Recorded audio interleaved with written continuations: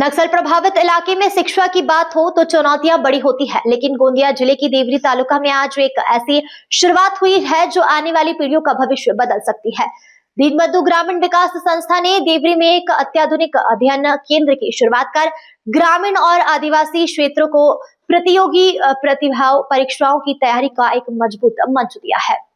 देवरी शहर में आयोजित इस लोकार्पण समारोह में रामगांव विधानसभा के विधायक संजय पुराम, उप जिलाधिकारी प्रताप वाघमारे, उप विभागीय अधिकारी कविता गायकवाड़, परियोजना अधिकारी उमेश काश्यप और शिक्षाविद की प्रमुख उपस्थित रहे। अधिकारियों और जनप्रतिनिधियों ने छात्रों को सफलता का मंत्र देते कहा कि यह अध्ययन केंद्र सपनों को हकीकत में बदलने का माध्यम बनेगा।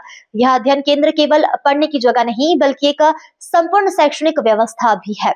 विधायक संजय पुराम और दीनबंधु अभिसिका के संचालन कुलदीप लांजेवाड़ ने कहा कि यह केंद्र देवरी क्षेत्र में युवाओं को प्रशासनिक और शासकीय सेवाओं तक पहुंचाने में अहम भूमिका निभाएंगे।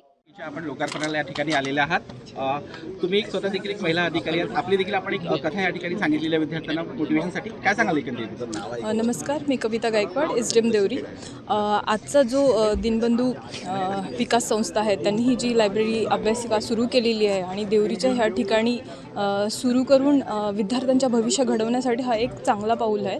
तर त्याच्यासाठी नक्कीच त्याचा विद्यार्थ्यांनी उपयोग करून घेतला पाहिजे आणि भविष्यामध्ये इथून खूप चांगले विद्यार्थी घडतील, अधिकारी घडतील असं मी त्यांना शुभेच्छा देते। आणि खास करून जी देवरी मधून ही संस्थेने जी आज ही अभ्यासिका सुरू केलेली आहे त्यांचासुद्धा खूप आभार मानते मी की भविष्यासाठी हे उपयोगी ठरणार आहे। दीनबंधू ग्रामीण संस्था देवरीच्या वतीने आज आदिवासी ग्रामीण भागामध्ये अशा प्रकारच्या वाचनालयाची निर्मिती करणे हे आमच्या भागातील सर्व विद्यार्थ्यांसाठी एक प्रेरणादायी ठरलेलं आहे।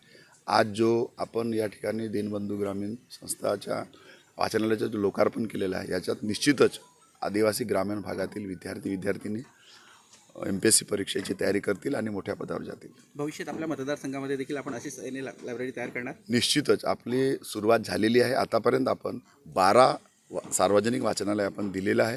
पुढे देखील आपण विद्यार्थ्यांच्या दृष्टिकोनातून हे आपण करतो आहे।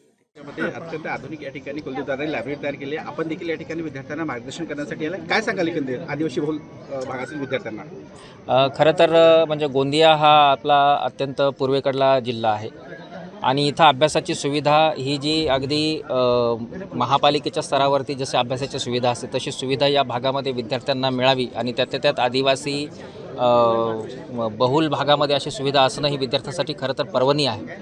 मी या संस्थेचे खरं तर मनपूर्वक आभार व्यक्त करतो की अशा लहान गावामध्ये इतकी उच्च दर्जाची अभ्यासिका त्यांनी दिलेली आहे। याचा विद्यार्थी निश्चितपणे चांगला वापर करतील आणि याच्यातून चांगलं यश ते संपादन करतील असं मला इथं आत्मविश्वास वाटतो। सर, आपण बोलताना एक सांगितलं की जर शिकायचं असेल तर स्वतःची एक स्टोरी तयार करा। काय संक्षिप्तमध्ये मुलांना सांगायला संदर्भामध्ये? याच्या संदर्भामध्ये मुलांना मी एकच सांगेन की सर्वसामान्य पद्धतीनं आपण जीवन जगत असताना हे ओळखायला पाहिजे की आयुष्य हे एकदाच मिळतं आणि आयुष्य मिळत असताना या आयुष्याचा वापर आपण कशासाठी आलेलो आहोत, का हा प्रश्न स्वतःला विचारला पाहिजे आणि का हा जर प्रश्न स्वतःला विचारला तर कामधून जी उत्तरं येतील त्या पद्धतीनं पुढे वाटचाल करण्यासाठी आपल्याला खूप चांगला मार्ग मिळतो।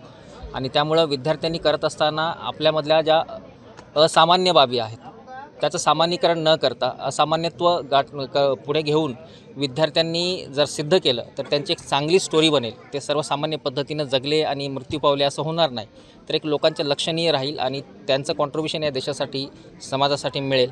त्यासाठी मी विद्यार्थ्यांना असं म्हणालो की आपली एक स्टोरी असली पाहिजे।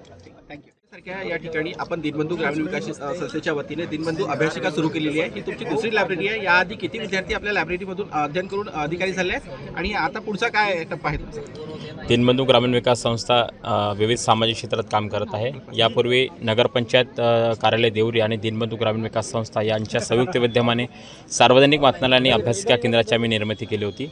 त्या अभ्यासिकेमध्ये मिळणारं शिस्तमय वातावरण, अभ्यास करण्यासाठी मिळणारी एकाग्रता याचं साफल्य 19 यशवंताच्या रूपात आम्हाला मिळाली आणि ग्रामीण क्षेत्रातील विद्यार्थी हे प्रशासकीय अधिकारी म्हणून एक उच्च पदावर जावेत या म्हणून त्यांना पोषक असणारं वातावरण, त्यांना अत्याधुनिक आणि आधुनिक सुविधेसह एक सुसज्ज अशी अभ्यासिका मिळावी या हेतूने संस्थेने अशा आधुनिक अत्याधुनिक सुविधेसह आणि सुसज्ज अशी इमारतीसह अभ्यासिका आज निर्माण केलेली आहे. वाचनालयामध्ये काय काय सुविधा आहे? या अभ्यासिकेमध्ये आपण विद्यार्थ्यांना अभ्यास करण्यासाठी वेगवेगळे कंपार्टमेंट दिलेले आहे. त्यांना वायफायची सुविधा दिलेली आहे. त्यांना त्यांच्या आरोग्यासाठी एक व्यवस्थित पाणी मिळावं म्हणून त्यांना आरोचं पाणी आपण आरोच्या पाण्याची व्यवस्था केलेली आहे. विद्यार्थ्यांना अजून आपण यापुढे ई लायब्ररीचा एक आपलं नियोजन आहे ते सुद्धा आपण विद्यार्थ्यांसाठी सोयी करणार आहे. विद्यार्थ्यांना स्पर्धा परीक्षेचे जे अर्ज आहे ते अभ्यासिकेमधूनच भरता यावे त्यासुद्धासाठी अभ्यासिका त्यांना ही सेवा देणार आहे. मार्गदर्शन करण्यासाठी आज कोण कोण आले होते या ठिकाणी विद्यार्थ्यांना?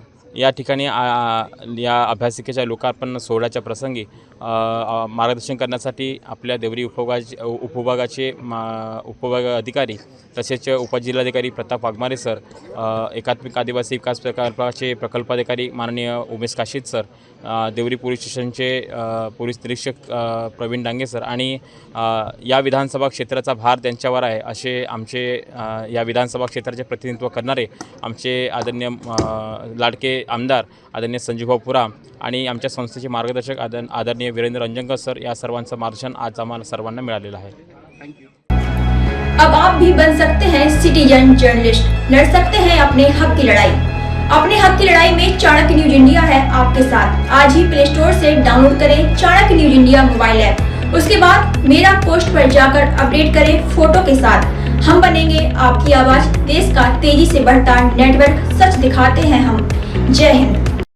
बच्चों के भविष्य से खिलवाड़, ग्रामीण क्षेत्र में गुम विकास, न्यायिक क्रिया में भेदभाव, दबी हुई गरीबों की आवाज, पर अब होगी जनता की बात. सड़क से पहुंचेगी संसद तक आवाज. सिर्फ सुन सरकार. देखिए चाणक्य न्यूज इंडिया पर खबरें जो आपको सीधे जोड़ती हैं हमसे, जिनका आपकी जिंदगी पर होता है सीधा असर. खबरों की वही तस्वीर, बिना बदले बिना डरे, जज्बा सच का लिए, सच दिखाते हैं. चाणक्य न्यूज इंडिया, हम हैं हिंदुस्तानी. काटेंगे तो कटेंगे. आज देश इनसे कह रहा है तुमसे नहीं हो पाएगा. Can you understand the ignorance? We are not looking for your admiration. आपको अपना काम करना पड़ेगा. राजनीति देखिए चाणक्य न्यूज इंडिया के साथ.